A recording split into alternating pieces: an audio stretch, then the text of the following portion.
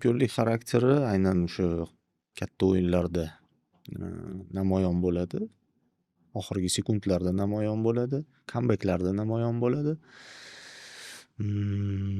Qiyin davrda, ya'ni jarohatlar ko'paygan paytda namoyon bo'ladi.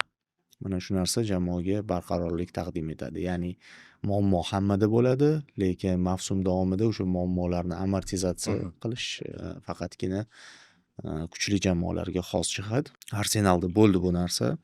Shu ikkala markaziy himoyachisi va 2 yildan beri Arsenalning asosiy kuchi deya e'tirof etilyapti. Chunki hujumchilar, ijrochilar juda ko'p o'zgaryapti Arsenalda.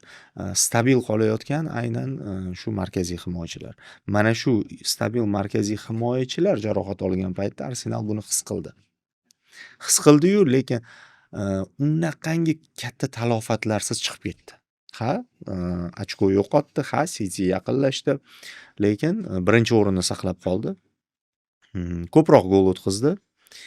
Ba'zida omad kulib boqdi, ba'zida esa o'zlari xarakter bilan tortib olib chiqib ketishdi o'yinni. Va bunaqa holatlarda chempionlik xarakteridan tashqari hali puzzlelar ham tushib berayotgandek tuyuladi-yu. Shunga Arsenalda misol uchun o'sha har doim Leicester bilan solishtiriladi. Leicesterda ham juda ko'p puzzle tushib berganda, inqiroz, top jamoalarning inqirozi, Tottenhamdagi muammolar hammasi yig'ilib turib, Leicesterga go'yoki sekin-sekin yo'l ochib bergandek. Va mana shu holatda Arsenalga ham birinchi davrada har holda ko'p vaziyatlarda omad ham kulib boqdi deb o'ylayman.